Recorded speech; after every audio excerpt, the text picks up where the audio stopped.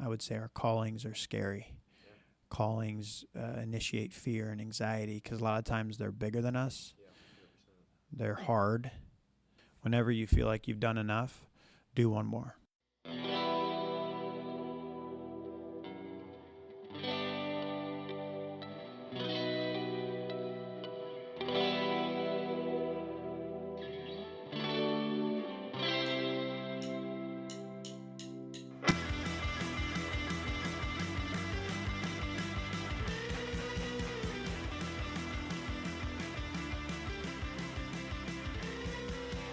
Welcome to another episode of the Wichita Live Podcast. My name is Landon.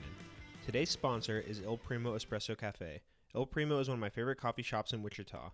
I like to keep it simple, and I love their Americanos or their black drip coffee. Try it out today on the east side or downtown. Today's guest is Daniel Rivera. Daniel is a sales representative for Faith2Influence. Faith2Influence focuses on helping men show up as leaders in businesses and in their families. They create a community and host retreats in Colorado Springs, Houston, and soon to be Wichita. Enjoy my conversation with Daniel Rivera. All right, I'm here at Il Primo Espresso Cafe with Daniel Rivera. How you doing, man? Doing well. Good to hear. Yeah, good to hear. Up bright and early? Yes. Can you just tell us a little bit about yourself, a little bit about your what brought you to Wichita? Yeah, so originally from Arizona, born and raised in Scottsdale, first 9 years of my life, and then the latter 9 until I was 18 was in the mountains of Arizona, and grew up an athlete. Yeah. So my dream at the time was to play college sport, and the opportunity came up at Newman University to play baseball. Yep. Had a friend that I played with in my high school, came out a year before me and said, hey, we got a pretty cool team, and we need some outfielders. And so that's what got me here. So played baseball for 3 years, and then, practiced. I practiced a lot over there. And then ended up turning into a bowler my last year and a half there. So I went from baseball to bowling. Yeah, it's quite the turn. Yeah. So that's how I ended up here, and then Very cool. Stayed since then. So I've been out here since 2005. Yeah, for sure. It's a little bit different than the mountains in Arizona. Yeah, just a bit. Yeah. So coming out of school, did you know what you wanted to do for a career, or how did that path take off? Yeah, so definitely a little bit different than what I went to school for. I was a biology major, and when I was graduating, it was 2009, 2010, that transition, and so we had a little bit of the economy crash going on. Yep. So with that being said, there wasn't a whole lot of opportunities with just a bachelor's degree, so I was going to have to go back to school. Unfortunately, I was going through some things personally. I was in a separation. It ended up being a divorce. And so I needed to figure out some finances. Sure. And so I ended up getting this job with a company called Vector Marketing. Okay. My summer before I went into my last semester. And it ended up going pretty well. And so I stayed with it. So after I graduated, I decided to run an office for that company. Very nice. And I ran an office in Hutchinson, Topeka, and then in Wichita for about 9 years. Very cool. Yeah. Okay, so you start out with Vector Marketing. Can you just tell us a little bit about what that is? Yeah, so Vector Marketing is the marketing arm for a brand called Cutco Cutlery, and it's basically high-quality kitchen cutlery. And it's really great stuff. And, I just started out as a sales rep, and within a couple of months was promoted. And they promote pretty quick over there if you stick it out and do decent. And I did. And so I did that and then got into management. Once I got into management, I realized I really enjoyed that, really enjoyed coaching and mentoring. And they work with a lot of college-age individuals. And so I was right out of that at that time when I got into management, but just continued to enjoy it and realized that was really, really my calling. It was I guess an inner gift that wasn't expressed, and I never really was able to use with what I had done in the past. I'd always been a quiet leader, and this was an opportunity that allowed me to be more vocal and really lead in that way, and so really enjoyed it, and ended up being pretty successful with it, and did that for about a decade. So very cool. Did you ever think leading up to that you would be in management? Was that something that was on the radar? No, absolutely not. That's actually why I was seeking a biology degree, because I was definitely more on the introverted side. Wasn't much for dealing with people and conflict. and definitely not a sales individual. I grew up with a mother that didn't enjoy the sales conversation, and so I thought salespeople were just there to make mothers upset and didn't want to be that person. Yeah. So, but it was a misconception on sales, and obviously I'd seen some individuals maybe do it the wrong way, or maybe my mom just didn't interact with them in a healthy manner. Yeah. So anyways, realizing that it's not that, and there could be a lot of great value and impact that comes from people learning that skill set and realizing that no matter what you're doing, sales is really just influence. Sure. And the older I get, the more I realize that it's really just life. I mean, you're constantly using it to create influence over others, and you do it. You can do it in a manipulative way, and it'd be negative.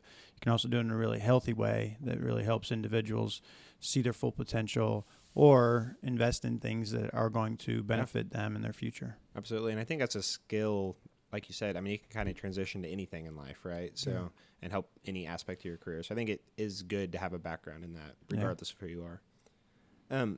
What other lessons did you learn during this decade at Vector? Were there anything that stood out or that you have kind of applied nowadays? Yeah, so one of the things I used to teach a lot to my representatives over there is really just sticking it out and just staying the course. I would say that a lot of my success came from just not going anywhere. I kept showing up. And if you keep showing up and you keep learning and you're growing and you're trying to get better, you will. Sure. And so that's just what happened. I wasn't really the best representative when I was around at the beginning. There was people that sold more than I did in the office. I wasn't the best branch manager when I tested that out, but I stuck it out after that. And then I wasn't the best district manager, but I just kept staying. And I wasn't going anywhere, and so they couldn't get rid of me. So they promoted me instead. Right? So I've just found that to be true, because it seems like that's what can make the difference for individuals. Even if they're performing better than you, right? They may not stick around, and if they're not around, they got to put someone in that position. And so, not to say that you should be okay with less than your best results, but you stick around. Things will get better and things will happen, and you usually promote. So Well, it's similar to like your background as an athlete, right? I mean, I played sports growing up, and it's the same thing. I maybe wasn't the most talented, but if you stick it out and then the other person's not working hard or doesn't show up, you get the opportunity. Yeah, so. It's true. So what was the transition from Vector? Were you looking for a change? What was that process like? Yeah, so I would say that what started happening is I was being exposed to some different opportunities, some different injustices, I would say, that were going on, mainly in the foster care world, and then also with just some landlording. I had some representatives that had some, I would say, slumlording situations. And so once you find out about things like that, you either do something about it or you got to live with it and know that there's that heartache out there and you're not doing anything about it. Sure. So that happened to me, I would say, about 4 years ago when I first got exposed to some of this. And ever since then, I would say God really was tugging on my heart in certain ways to make some more space. Well, I wasn't really able to do that where I was at. Right. So that being said, January of 2019, January 31st, I decided this is going to be my end date. Didn't know what I was going to do. Pretty recently then. Yeah. About a year ago. Yeah. And I just knew that I was going to be done. I didn't know what I was going to do. And I wanted to be loyal to the company I was with because I'd been there for so long and didn't want to look for anything else. Didn't want to lose any of my energy towards that business. Right. And so I just said, that's the end date, but I'm not going to look. And so I didn't. And so that's what I did. I decided to end it then and really leave it in God's hands wherever He wanted to take me next. So. That's hard to trust. Like, that's a big step. Yeah.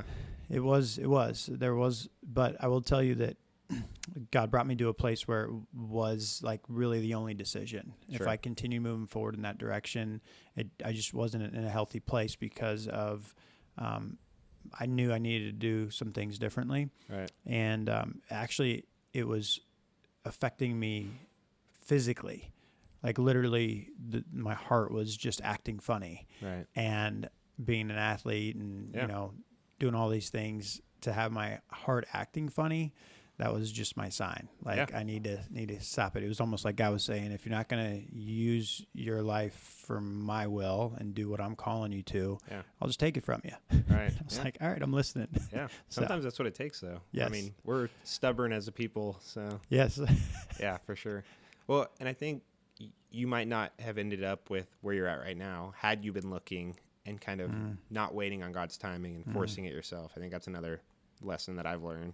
It's not in our timing. So. Yes, and you're 100% correct. Because I had something lined up right away, I wouldn't have ended up where I'm at today, because the way that all unfolded was definitely like a very last minute timing. Yeah. And totally a God thing for sure. Yeah, definitely. So now, kind of taking the next step, Faith2Influence. What is Faith2Influence? What's your role right now? What are you doing? Yeah, so decided to step out of my last position with Vector Marketing January 31st.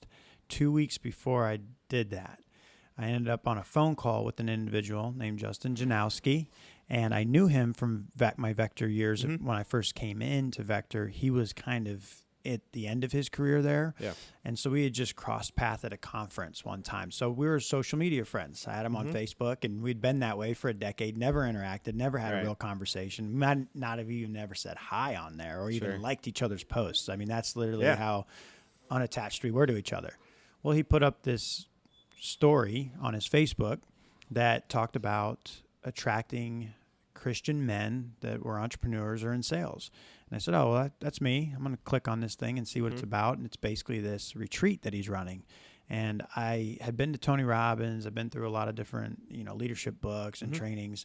And I knew that was going to be something I wanted to do at some point, where it was personal development, professional development, but like Christ-centered. Right.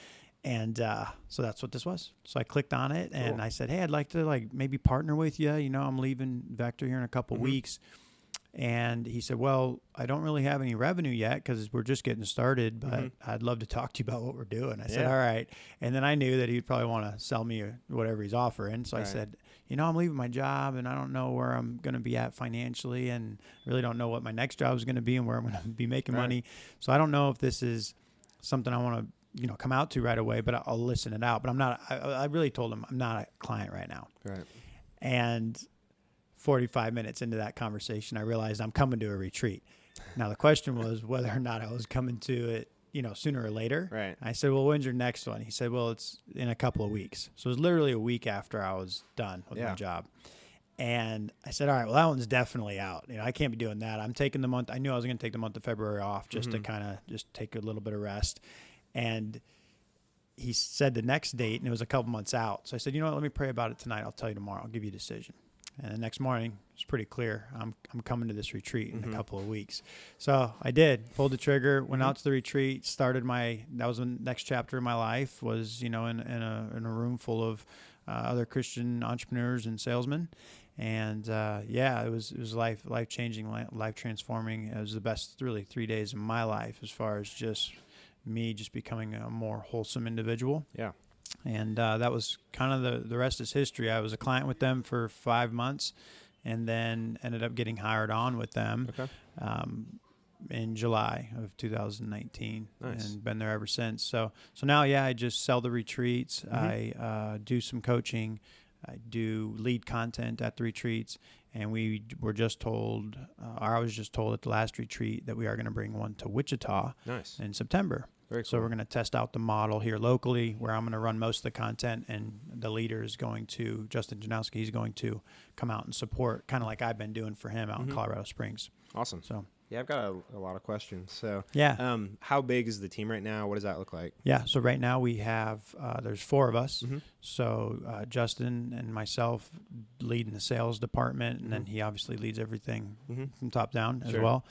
We have a girl named Karina that's an executive assistant, and we have a guy named David. He's out of Houston, and he's our video, audio, does all the pictures and the video, which and are really all the awesome. social media marketing. Yeah, he does a phenomenal job. He's a lot of fun, and he just got a drone Yeah. So we're going to be cool footage. playing with that a little bit. Yeah. Where are the retreats at right now? Colorado Springs and Wichita is going to be the first one in September. Okay. And we do have one planned to go to Houston. Very cool. David has a space down there that we're pretty excited about taking advantage of, a guy that has like a ranch. Yeah. And we're going to go out there, 4-wheelers and just a bunch of fun stuff. Be a little bit different at each location, but that's pretty cool. Yeah. Yep. Very cool. So is everybody located? I guess so. You're in Wichita, obviously. Are they all in Colorado Springs, or where's the rest of the team located at? So David's in Houston, and the other two, Justin and Karina, are in Colorado Springs. Okay. Yeah. And can you just talk a little bit more about the retreats? So how long they are, kind of what kind of content they consist of? Yeah. So we work with Christian men that are in sales and entrepreneurship, and the content that we teach is around leadership, sales, and relationships. So we get the business and then also getting into the personal life. And the idea is it's all Christ-centered. So, how would Christ show up in this role, in this position? And really it's all just a lot of influence, right? So when we think about relationships, there's a lot of how to have those conversations, the tough ones, how to lead our children, how to lead our wives.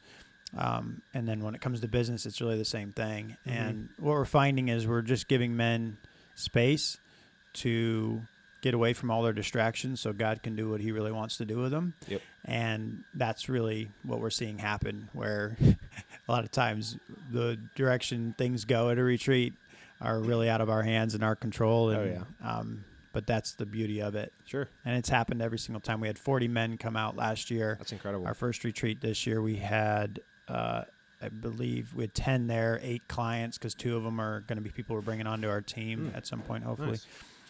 So I guess we have 50 total now that have come out, and it's been transformative for every single individual so far. So how many do you have a year, and like when are they? Are they equally spaced through the year? What's that look like? Yeah, so we're taking a couple months off right now because Justin's having his second child. We're having a baby due at the end of this month, so we're pretty excited about that. Congrats. So we're going to take, hopefully he'll listen to this, hear that. But we're taking off March and April, but about every month we have something going on. Very cool. Either foundational retreat, or we have more of like what's called a mastermind retreat, just a little higher level as far as diving deeper into the content that we already teach. Yeah. With you coming on as a branch in Wichita, how has the traction been? Has it been hard to get people on board or anything like that here, or what's the response been? It's been pretty solid. Yeah. I think with bringing a retreat here, that's going to be more exciting for the community. Really, it's up to me to make it exciting, right? That's the beauty of sales and entrepreneurship. So it's connecting and networking and just getting involved in ways that allow you access to individuals that would be a good fit. But yeah, I'd say it's been really good. I mean, a lot of my sales have been coming from my previous world of vector marketing and a lot of connections over there. But yeah, we are definitely gaining some traction here. Cool. But exciting. Realizing just getting out in the community and networking more and being more involved, just those connections organically happen. And it's not so much about looking for the next person to sell to, but it's about building great relationships and then just seeing what God has for it from there. Absolutely. Very cool. And I can definitely help between this podcast and just kind of promoting the event and everything coming up. So very cool. I guess, do you have anything else on Faith2Influence you'd like to cover? Any thoughts that are popping in your head? Well, it's definitely been eye-opening as far as the reception and the outcomes of the retreat. So really realizing that a lot of men have a lot of brokenness that goes undealt with, unresolved, and it really ends up turning into very unhealthy lifestyles. And especially really successful men, a lot of times will look like they have it all together, and a lot of times that's what we see. But the truth and reality is they're still human, and they still have some brokenness, and sometimes some really dark spaces or places that they just don't go. They don't. A lot of times we're finding that men just don't feel safe, even in their own church, to bring some of these things out. Right. definitely not to their wives, definitely not to their kids. And a lot of times they're leading all the time. So they just don't have that Right. environment, that space. And so this retreat really allows individuals to come out and really just let it all out and really deal with it. Yeah. And when we do that, there's this healing that happens, and they really do leave changed because of that. And I think what I'm seeing is when they share that suffering, that pain with others relate with that emotional experience. 100%. And there's just this community that's created. Every single retreat after the 3 days, it's like it's a brotherhood. Yeah. Those individuals are like, we're going to be in it for life. And it's because of that shared emotional experience. Yeah. And you find that a lot of men struggle with the same things. And it's eye-opening, it's enlightening. It's also like convicting for me to get out there and help more men really deal with those things, whether it's through a retreat or just talking it out. A lot of times just my sales conversation with an individual will do that for them to where they are opening up with things that they may never told anybody before type of deal. So yeah, it's important to be vulnerable. And I think, I mean, kind of like you said it, the most successful people are maybe the people that hide it the most. But if you don't have a safe space to kind of do that, it builds up. And the world tells us to be strong men, like don't show your emotions on your sleeve, that kind of thing. So yeah, that's a good, awesome opportunity for people. Yeah. Very cool. So we are going to mix it up just a little bit. We got some kind of generic questions, and then I'm curious to see kind of what you love about Wichita, being kind of a transplant. Been here a while, but a transplant. So starting off, what is something you often recommend to people? Podcasts you like, books you like to read or listen to, that kind of thing. So I have an interesting recommendation, and it's a book that I always recommend. It's outside the Bible. Obviously, there's all the I heard somebody say one time, all the great books, if you just track what they are saying, it's all biblical. Yeah. So that is one reason why I believe what I believe, just because I haven't found anything to be untruth in biblical principles. If you follow it, life gets better. So that being said, there's a book called Everyday Greatness. Okay. And it's an interesting, so it was put together by Stephen Covey. Okay. Yeah. But it's a mixture of stuff. It's kind of hard to explain, but it's like Reader's Digest stories under a title of like character traits. Sure. And then it's got questions in there and quotes, but it's just really fruitful. So that's one book I always throw out there for sure. Cool. And I'll definitely link that up so people can find that one. Cool. What is your favorite failure in any aspect of your life? So I would say actual failure. However you want to interpret it. Yeah. So what comes to mind would be my divorce. Mm-hmm. It was the most painful thing I'd been through, but at the same time, most rewarding in a way that it opened my eyes up to, one, how selfish I was through that experience, how passive I was, to where I just wasn't playing the role that I was supposed to play, wasn't leading my wife at the time and my son. And a lot of that passivity has come out from going to a retreat. Actually, the first retreat with Faith2Influence had someone kind of call me out a little bit. Yeah. And ever since then, I realized, that's kind of how I've been this entire time. Yeah.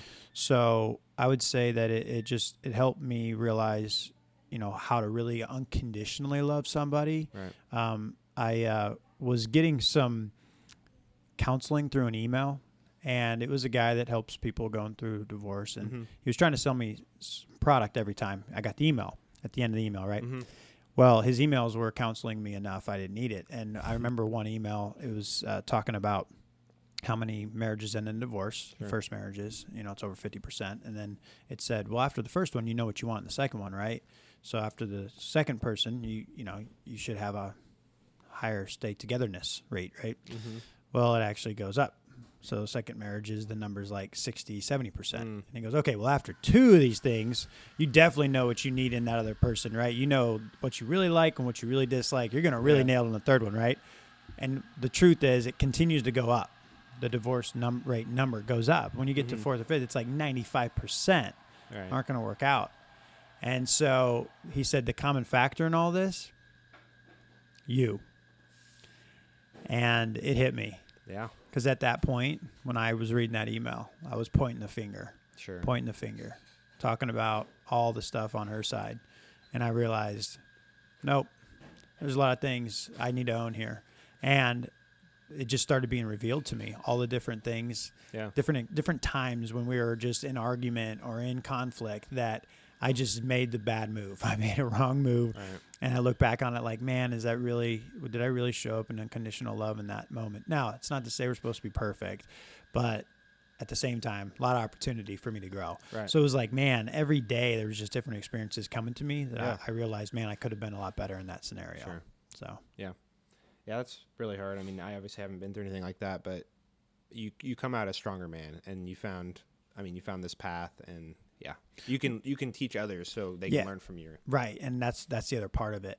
Since then, I've been able to talk to some people going through some things, and for sure, it's like, no, like let's find a way to work this thing out. And how are you showing up? Right. Because whenever I get in those conversations, and unfortunately, this happens a lot of times with, circles of men and buddies where they get into these things and we're given the wrong advice, right? We're saying, oh yeah, dude, she's not treating you right. Right, exactly. And it's like, no. I'm gonna actually be on her team just as much as I am on your team. Truth into the situation. Because I'm on team marriage, not on team you, because there's so much power in that, and there's so much brokenness that comes from that separation that really goes on forever. Like, I'm still feeling the effects of it 10 years later, right? With that, I still wrestle that with my son 10 years later. Right. There's still things there, and it probably will never go away. It's going to be something that I have to always deal with. And you don't realize that, though, in the moment. You think it's going to get easier and get better, and in some ways it's gotten even tougher. Right. And so just realizing that, hey, there's a better way, and let's try put all our chips on the table for trying to keep this thing together. Right. What is your definition of success? Yeah, that's a great question. I would say my definition of success is really living a life that is in alignment with your calling. And, I would say my younger self, right, would be the materialistic answer. And now I think from a materialistic point of view, you could be, dirt broke and still living a successful life if that's your calling. Sure. And I do believe that we all have a different calling and a different purpose. And when we fully live that out and find it, that is success. Yeah. And I love that. For each one of us, we know what that is. And when you find someone doing it, you know it. Sure. There's something special. There's a light. There's a joy. There's a peace. Yeah. That is unexplainable. Sure. Just to tag on to that, how would you, if somebody doesn't know what their calling is, how would you advise them or kind of help them through that? So from, my belief is that we all are created with that inside of us. We're all created on purpose, for a purpose. And so I feel like our Creator puts this yearning in us for that thing, whatever that may be. And I think most people know. They just may be scared to admit it. Yeah. They may be scared to voice it, to tell people about it, because most of the time, if not all the time, I would say our callings are scary. Yeah. Callings initiate fear and anxiety because a lot of times they're bigger than us. Yeah, 100%. They're hard. For me right now, some of the things I'm being called to even now at this point in my life, it's like, I don't know if I would want to go there if I was choosing where I'd want to go. And right. I think a lot of times we seek passivity. We seek things that are just easy. Yep. Just by nature at some level. Least resistance. But to be our best self, to really live that fulfilled life, we're called to things bigger. So I think most of us know. It's just really surrendering to it. Sure. Because sometimes it may not be that exciting. Yeah. It may be less than what the world's telling us is our best. Yeah. Or what the world has for us. But we know and it's just surrendering to that. Yeah. I just read a book called, I can't remember the author. He's a pastor, I think somewhere in Texas, but it's called The Last Arrow. And he talks about finding that calling and then like don't leave any arrows in the quiver when it's your time to go. And I think that was pretty cool. So, I love it. Nothing left on the field. Yeah, exactly. No fuel in the tank. Exactly. Yeah. Tell me about a life motto that you live by, or what is some of the best advice you've received? So, and this goes back to my Vector days, listening to, we used to have this little library, it's called Vector Connect, and you get on there and you listen to talks. I used to do it all the time, and one of the best quotes that I pulled away was, whenever you feel like you've done enough, do one more. I like that a lot.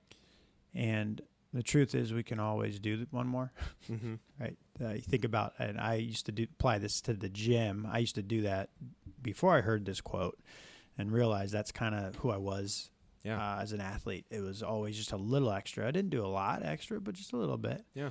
And doing that little extra, it definitely adds compounds up. Over time. One more phone call, right? One more sales meeting, one more conversation. It's that one more. You just never know what can come from one more. Absolutely. What's a habit that you've developed over the past few years that's most improved your life? So I'd definitely say in this last year, it's been prayer. Yeah. And I will say that, so growing up, I grew up in a believing household, so I always really believed and always would just pray. And I had like childlike faith, right, that the Bible talks about. And I would say over the last year, it's gone back to that. Yeah. And I really hadn't had that since I'd been an adult. And I think it's interesting how when we get into adulthood, we almost just get into this like realistic perspective, and we're very logical. Sure. And so I saw that in my life, like affecting my prayer life, where I just wasn't praying for the things that were supernatural. And this last year, I've just been praying over everything, every conversation, everything that was just heavy or deep, or even some simple things too. I think there's no such thing as something too little. And so it's just bringing all those things to prayer and letting God work. And he does. Absolutely. He's faithful. So 100%. I would say that's the biggest habit for me, is just being more mindful of opportunities to pray. Yeah. So what does that look like for you? Just kind of out of curiosity. And yeah. So whenever I do sales conversations with an individual, typically pray going in and pray coming out. So that just is a little bit of a habit. Yeah. Not perfect on it, but most of the time on that one.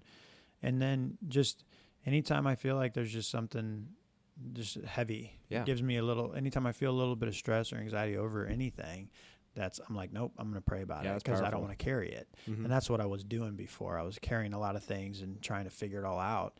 Now I just say, all right, God, you brought me to this thing. I'm going to pray you're going to get me through it. Yeah. Right. Or if not, then you have another plan, but I'm going to trust. So it's just a lot of that it's just that conversation. Yeah. Right? I talk to people all the time. Want to have a better relationship with guys. So how often are you talking to them? Right. And if you're talking to someone else more than you're talking to him, then you're not having the relationship you should have with him. Right. And so prayer is our access to that conversation. And, you have a better relationship with someone, you trust them more. Yeah. And things are better for both sides. And that's what I found through prayer. Yeah, for sure. Yeah. I think I've been on the other side of that, where as far as carrying the heavy stuff, and I'm like, oh, I can do it myself. Like, I can handle this. Like, I'm strong enough for this, but it's like, it's not about that. It's about trusting and giving it up. Yeah. And even if you can handle it, why not? Yeah. Seek the one that can handle all. Right. So, created everything. For sure. So just a couple questions about Wichita now. Do you have a favorite part of Wichita or a hidden gem in Wichita? So I will say, for entertainment, I found Mosley Street melodrama to be what I've appreciated. Anytime I need to just really get some good, authentic, genuine entertainment. Yeah. It's good stuff. I accidentally found them, by the way. So I had to go an extra semester at Newman because I missed a humanities class of all things. So I had to take intro. I took intro to theater. Okay. I took that my freshman year at Wichita State. Nice. And that's the only reason I went to Mosley Street as well. Okay. That's so funny, right? That's great. We're just seeing this revealed right now. But true. I needed to go see a live drama, and it looked good. At least it had some humor in it. And I sat at a candle-lit table for two by myself and watched this thing, and it was awesome. It was super entertaining. Yes. and I've been back. I try to go as often as I can, but I go at least 3 or 4 times a year. That's and awesome. Always invite people to it. So yeah, that would be my hidden gem. That's a good one. No one's mentioned that on here before. That's awesome. Yeah. Is there anything you wish Wichita had that it doesn't, or what would you improve about Wichita? That's a great question. I would say. So actually, it's interesting you asked that question because I'm working on it. I started a monthly worship movement night. It's called ICT Worship, and they just launched last 2 weekends ago, last weekend of February. And ICT stands for In Christ Together. So we kind of did a little riff off of... A little play on it. Yeah, so it's cool. And we got a cool little logo. It's like the Wichita flag, but it's like a person worshiping the cross. Sure. That's really cool. But I came together with a couple of young ladies in town that they're really running that. So my vision and their vision was pretty similar. There is a little bit of a difference, and that is that I want to have clean, safe entertainment. Right. Where somebody in their 20s can go out on a Saturday night, still have a lot of fun, but it be clean, not have to be typical stuff that I've found that Wichita offers. And so I'm working on getting some comedians that are like clean comedians to town, and then other things that are just good, safe entertainment that we can send our teenager off to and know that they're getting good, clean entertainment. If I'm in my 20s, clean entertainment. If I'm 80 and I want to go get entertained, not deal with any drama, this is a place to go. So I'm just working on this. Literally, this just came up this week. That's really cool. I think we're going to call it ICT Entertainment, and maybe stay with the In Christ Together situation and make it Christ-centered, but it's going to be a little bit more attracting all types. Awesome. That's exciting. Yeah, you'll have to keep me updated on that. For sure. That's really cool. Yeah. So just one more question. What does Wichita mean to you? Well, I'd say one more year. I've been here longer than anywhere else. Oh, wow, Or at least tied. Yeah, no, it'll be longer. So it'll be, wow. So it's home, really. What attracted me to the place was all the green. I grew up with a landscaping father. He owned a company in Arizona, and so there's not a lot of green out there. It's all desert. So coming out here, I love the green, but really it was the people. Interacting with the individuals here when I first visited, it was like, man, these people out here are just like, they're friendly. And compared to Western United States, where it's a little bit higher pace and it doesn't seem like there's a lot of connectedness. And so coming out here, I just felt that. I felt just more of this, just love for your neighbor. Yeah. So I'd say that's really what I appreciate most about Wichita, and that's what I think of when I think of why am I still here. It's you just have a heart for the people, and the community just seems to want to love each other and want to encourage each other and help each other grow and rise to the top. And so I see that, and I want to help all do that. And so I feel like I'm called to help those that don't have the necessary resources to do that, to start bringing that to them. So nice. Yeah, I think we have something special here. So yeah. I really appreciate it, Daniel. This was fun. Where can people find more about you, social media, email, or whatever you want to promote? And then Faith2Influence, where can people find that? Yeah, so the Faith2Influence is pretty simple. It's just faith2 influence.com.